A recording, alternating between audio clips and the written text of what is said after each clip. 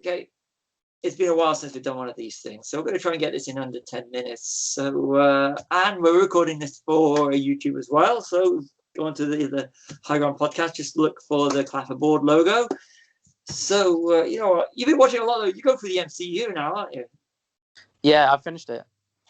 Finished it. Yeah, I finished it in like a week and a half. I'm doing like in order, you know, in timeline order. Oh, so, right, okay. That'd be interesting. So we're just on Guardians of the Galaxy and Guardians of the Galaxy Volume 2 just back to back. So it's, you know, to be fair though, I've been shielding, so I had the chance to just watch them every day. You've still been working.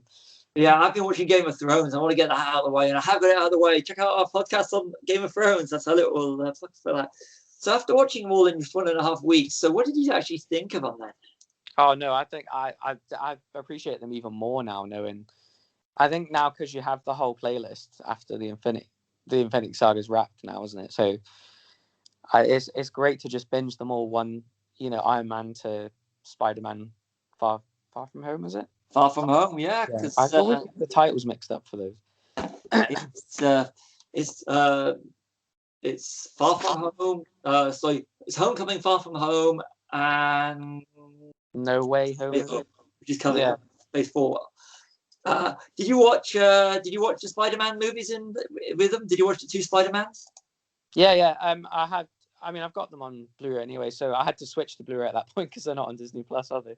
No, I've got them digital, so I'm able to go straight to that. Do you watch Incredible Hulk? Yeah. I do. Sometimes when I do a rewatch, I miss that out though, because it's kind of the one you can miss out and not notice. I like it because it's got. I do like it. Yeah. It's just, I mean, it doesn't. It's only the end credits that kind of make it feel like an MCU film anyway, isn't it? And Thunderbolt Ross. Yeah. Oh, yeah, that's right, yeah. But, I mean, you could go into the Avengers and just think that's the first time you've seen the Hulk, couldn't you, really? Yeah. But I like the Incredible Hulk. It's so... I mean, I'm glad. I'm a bit annoyed that Black Widow's not... it's going to Disney Plus, because I think that, you know, that would be a good thing just for cinemas, and bring a lot of trade back to cinemas, because a lot of people will go and pay out just to watch it. But I can understand in the climate, but I just hope that Disney stop doing. I know that is the way things are going, but especially with HBO Max doing it with their stuff as well. But you know, there's nothing like seeing these movies at the cinema. I'm lucky. I've been able to see all of the MCU at the cinema, and I'm glad Black Widow is still getting a cinema release.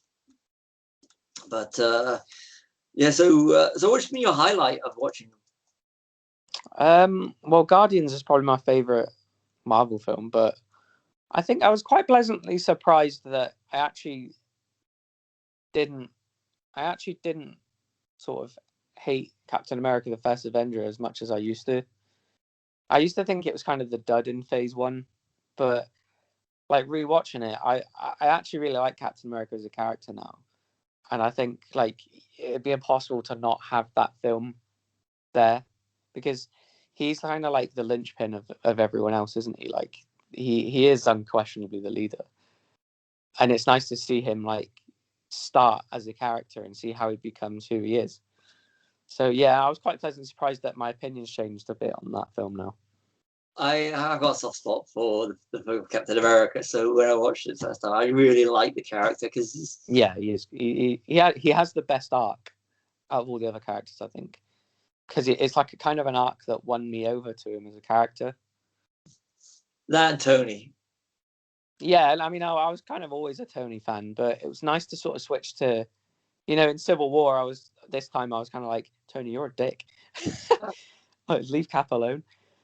I like the bit in Endgame where Tony brings the shield back to because it's sort of like, and how ultimately they're an estranged family from Civil War up to Endgame. Yeah, and even at the start of Endgame, Tony still has a problem with Steve, but when the family comes back together, it's like a really emotional moment for the audience, because you may have your differences with the characters, but ultimately, I just think that Marvel, in terms of world building, and it's superb. You know, I mean, when you think of what Marvel have done in these movies compared to what DC have been trying to do by rushing everything, you've got a real.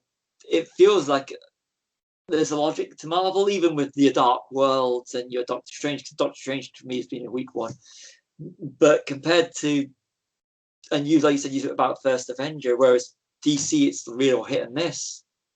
Yeah, I mean, we both agreed the Snyder cut of Justice League was fantastic, didn't we? But it's just a shame that it was never like that all the way through. It's kind of sporadic, isn't it? Like you say, there's one where you go, oh, I like that one, or like, I think Wonder Woman's usually the one everyone agrees was a good one, wasn't it? The first one. And Joe, it's for me. I like Birds of Prey. I thought that was one of the. I did as well. I don't understand why that was so hated. I think it just feels like a DC Deadpool to me. Yeah, which is not a bad thing. No, that was the one that made me, of the DC movies, make me think, I want to go and check out the other ones now. Yeah, I really want them to sort of surpass Marvel at one point, just because like Marvel have constantly been the top dog at the moment, and DC has my favorite superheroes in it.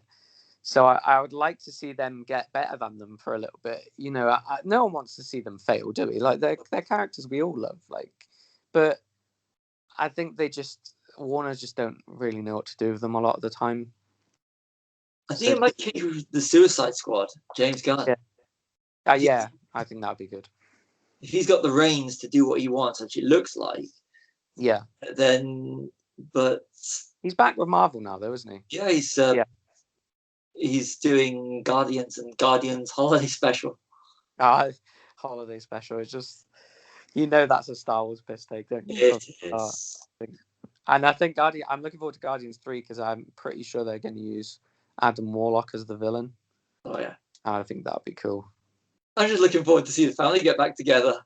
Yeah, and it's not going to be in Thor: Love and Thunder, and also the first family as well for the first time ever. John Watts after he's finished work on Spider-Man. Yeah, and my personal one I can't wait for is Blade. Mahershala Ali. Can't wait to see Blade. Oh, that's going to be good. That's going to be real good. But I'm a huge Mahershala fan ever since Cottonmouth. Yeah, same. Luke Cage. So and Green Book. Green Book's fantastic. Him and Viggo Mortensen. Mortensen, yeah, Aragorn. Yeah. So I mean, I go for me.